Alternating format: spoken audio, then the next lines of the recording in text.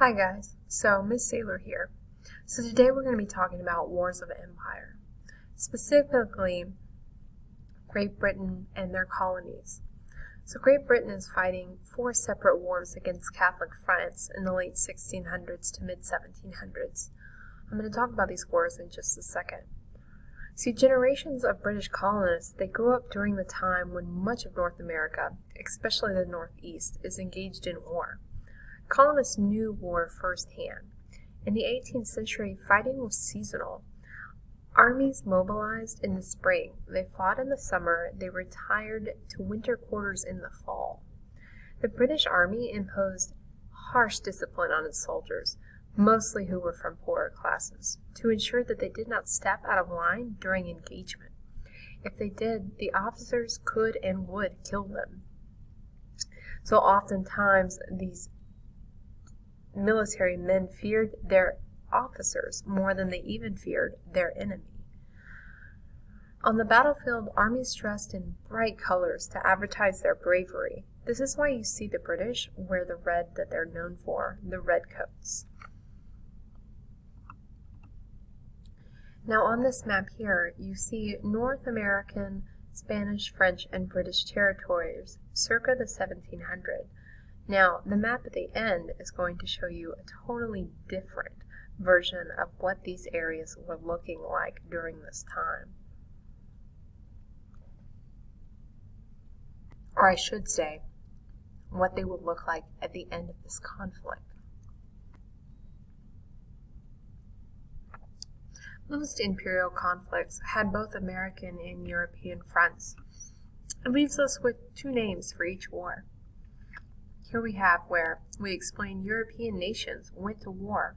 Their colonies are also going to war as well. See, King William's War. It's also known as the War of the League of Augsburg. That's A-U-G-S-B-U-R-G. In America, the bulk of the fighting on this conflict takes place between New England and New France.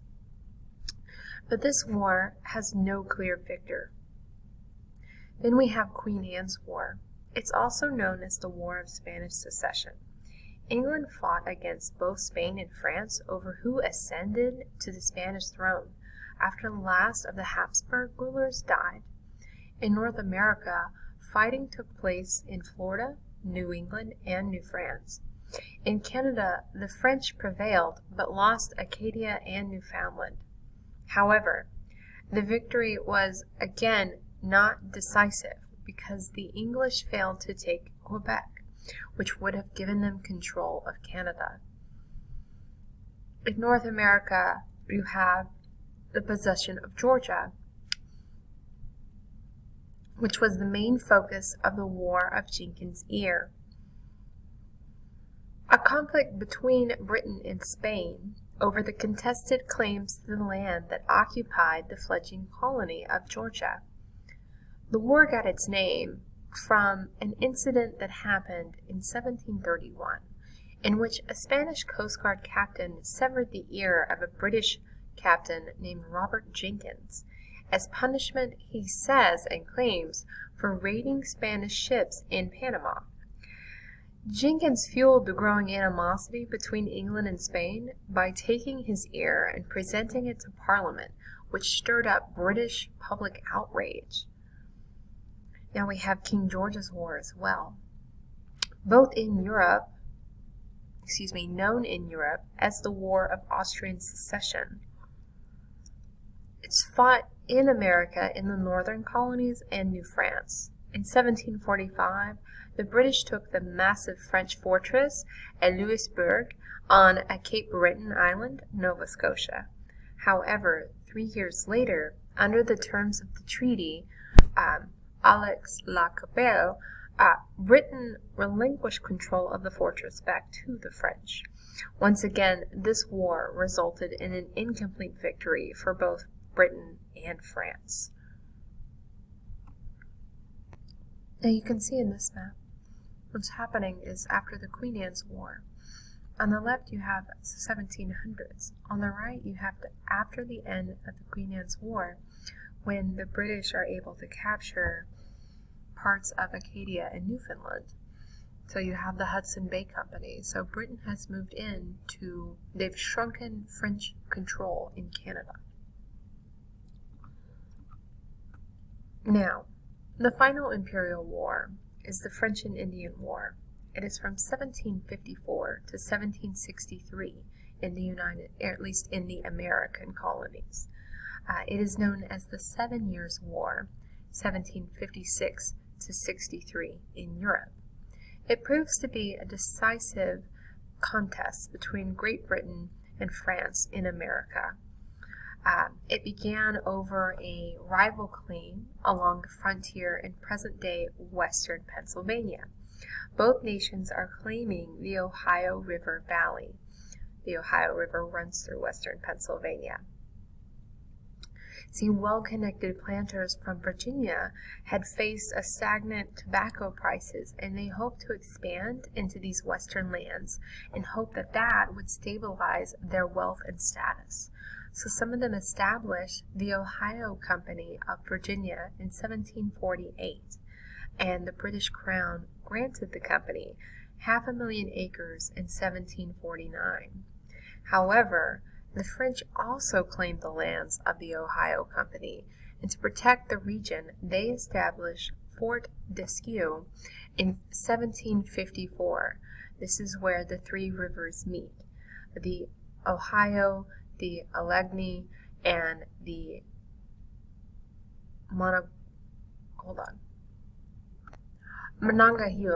Sorry about that. Where these three rivers meet. Okay. So the war begins in May of 1754 because of these competing claims between Great Britain and France. 22-year-old Virginian George Washington, a surveyor whose family, his half-brothers, helped to found the Ohio Company.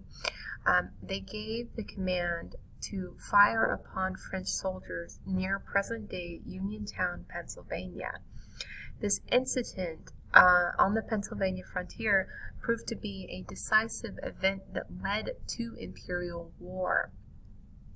So the Battle of Jumonville Glen, also known as the Jumonville Affair, is the opening battle of the French and Indian War, fought on May 28, 1754, near present-day Hopwood and Uniontown in Fayette County, Pennsylvania.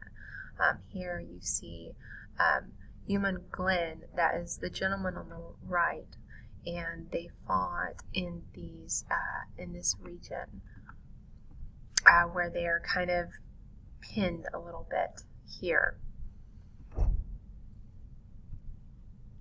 So, for the next decade, fighting takes place along the frontier of New France and British America from Virginia to Maine. The war also eventually spreads to Europe as France and Britain are trying to gain supremacy in the Atlantic world. Now, the British fared pretty poorly in the first few years of the war. See, in 1754, the French and their native allies forced Washington to surrender at Fort Necessity. This is Fort Necessity here. It was very hastily built, and it was constructed after his attack on the French at Jumonville. It was not a good thing for them. They are captured and defeated, which is this next slide here. So they are defeated. He is forced to surrender. He's very inexperienced. He signs a paper that is mostly in French and in the dark, where he states that he helped assassinate Jumonville. Now, later on, he argues that he did not agree to those terms, even though his signature is on the paper. So he is labeled an assassin, even though he insists that he did not assassinate Jumonville. This is important later on. Now, you also have the Albany Plan of Union. It's the first attempt it is in 1754 as well, to unite the colonies under a single government. Benjamin Franklin is arguing that a president should be appointed by the king so that there would be a more centralized government.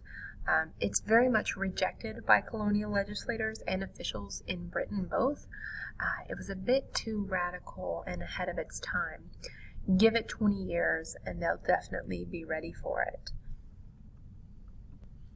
So I'm going to stop here. This is going to be the end of part 1. Part 2, we're going to go back to George Washington a year later in 1755.